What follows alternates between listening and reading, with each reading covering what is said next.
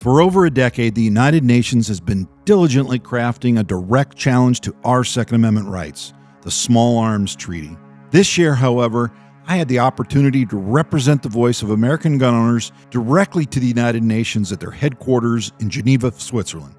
Now today, I'm here to share with you the full scope of their attack on our freedoms, as well as my unfiltered response. And believe me, you won't want to miss this. Now, before I tell you everything, I'll give you a quick refresher on the origin of this treaty, as well as how it's implemented today. In 2013, during the Obama administration, it passed a vote in the United Nations with huge margins. Even though the U.S. was a signer on this resolution, it still needed to be ratified by our Senate, which the ratification process was luckily halted in 2019. But it's not over for this treaty yet. With a looming election, a future president could easily reestablish support and force it through the Senate.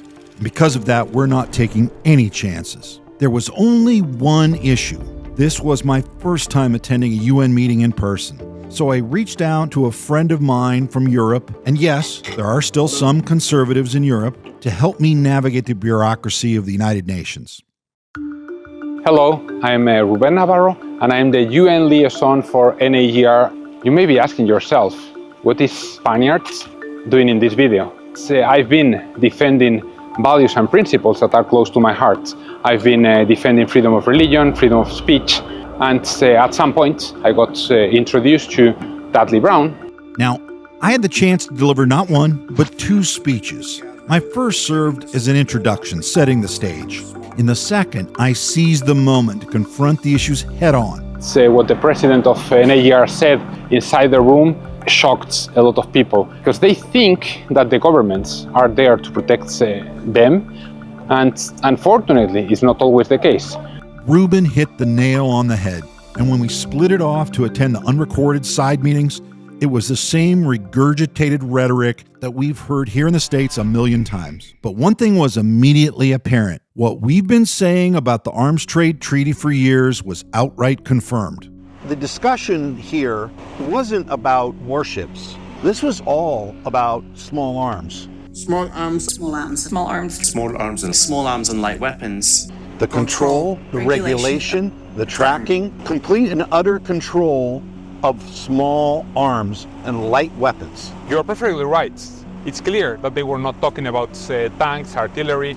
Even the African representative said that small arms and light weapons are those creating more trouble in the region, and that's why basically they want to control them. But what struck me, Ruben, was that I talked to the U.S. representative today, and just to introduce myself, he was adamant that it didn't apply within U.S. soil, although every other single signatory country, we're talking about inside of a country's borders and it applying to the citizens of inside those borders, not just trade in between countries.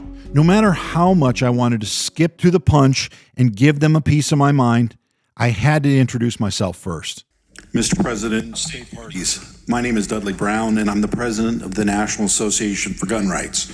Respectfully, while many here call for the universalization of the ATT, we have the opposite approach. Though my organization has been told many times that the ATT would not apply to intranational arms policy, that seems to be a talking point to salve U.S. concerns, and it hasn't worked. I've already heard myriad strategies here to disarm citizens and to blame the inanimate object, a literal hunk of metal and plastic, for causing the violence. The Arms Trade Treaty is a blatant attempt to create a state monopoly for the tools of defense. In many nations, that has been the case for decades, if not centuries. And in the U.S., that growing monopoly is new and contrary to the nation's founding. My organization has been the main impediment to the ratification of the Arms Trade Treaty in the U.S. Senate, and that will not change. I submit to this gathering that giving the state the monopoly of the possession of small arms is dangerous to all free-thinking individuals and liberty as a whole. Thank you. Now, I knew I wasn't going to change anyone's mind. The fact of the matter is, these diplomats are willing to go to any lengths to implement their agenda. Basically, what they were saying is that the governments cannot keep up with the criminals and the different international gangs all around the world, and they were proposing some measures. One of them was to mark the cartridges and to mark the weapons as well, and they were proposing to do that globally, at a global scale. Ammunition tracing, firearms tracing, and then the big one, universalization or global tracking of firearms. Now that should scare anyone paying attention. So when they said universalization, what they meant is global systematic gun control. And the reason why they can take their globalist overreach so far is because they don't respect gun owners at all. Hell, not even the American representative of the UN does. The American representative to the Arms Trade Treaty, I introduced myself to him the very first day, figured, hey, he works for me, right? Works for my government. He said he helped draft the original ATT. And Okay, so not our type of American. not really our type of American. And he immediately led off with, I don't agree with you. He said, I think that the state should have the sole monopoly over the tools of self-defense. Oh, that's not concerning. No, not concerning at all. Yeah. And then I asked him, I said, what would you tell a woman who is being assaulted? Okay, you don't think that somebody should have a gun, so would you use a chair to beat them off of your wife or daughter? He did not have an answer, and frankly, he couldn't answer that he would do anything. That is the beta male of all beta males. I have no concept of these kind of clowns. I don't get it. I just don't get it. And I never will. For an entire decade, the Conference of State Parties has continued on without ever hearing the opinion of American gun owners. For once, I would force them to listen, and I didn't plan on sugarcoating it. The National Association for Gun Rights. Thank you, Mr. President. Currently, the U.S. is home to more than 500 million civilian-owned firearms, 10% of which could be defined as assault rifles.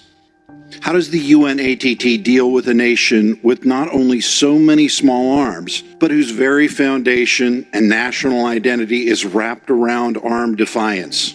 It's an inherent challenge to the state monopoly on small arms.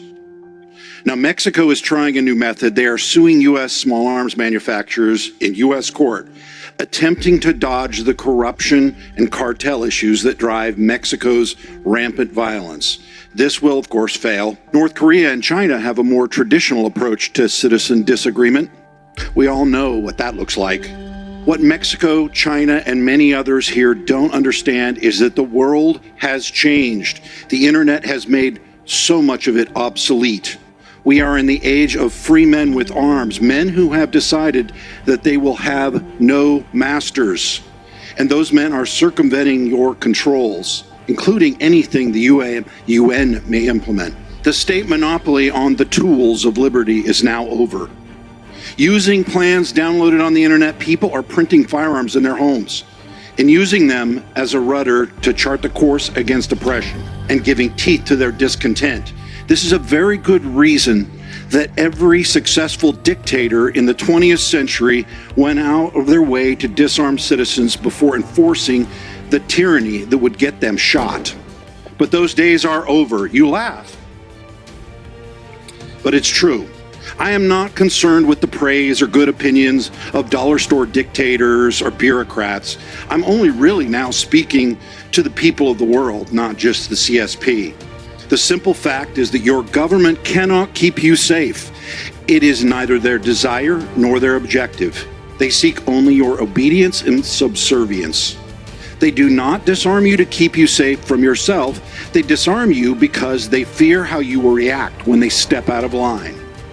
They are either in bed with the criminals who oppress you or are the very criminals that dole out the oppression. Good men of the world, if you have arms, don't give them up, no matter what people here might say. Jealously protect and defend your ability to resist. They will be what stands between you and your self-determination. To those who have no arms, shake your system in order to secure them. Your arms can be the torch to light the path toward a better world, toward a future of your own making. Thank you. Now, that is exactly what I and many others have wanted to say for over 10 years now. The most radical in the room can laugh or glare all they want, but there's no denying that for the first time in possibly their entire career, they heard the voice of the American gun owner. Thank you. What should I say? I mean, it's a free world. As a proof, you can speak, and this is clear. I was smiling, not laughing, because given my physical position, I could see how many eyebrows you raised in the room. Everybody was looking here on the screen behind me. 153 countries have made their goal clear. They won't stop turning up the pressure until they've dismantled the explicit natural right to own a firearm.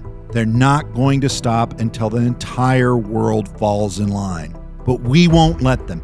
It may seem futile when facing a global superpower that wants to disarm us, but with enough opposition, domestic and abroad, we can make other nations roll their eyes, call us barbaric and uncivilized, and sigh, maybe next year. So join today. Sign the petition. Don't be a lone wolf.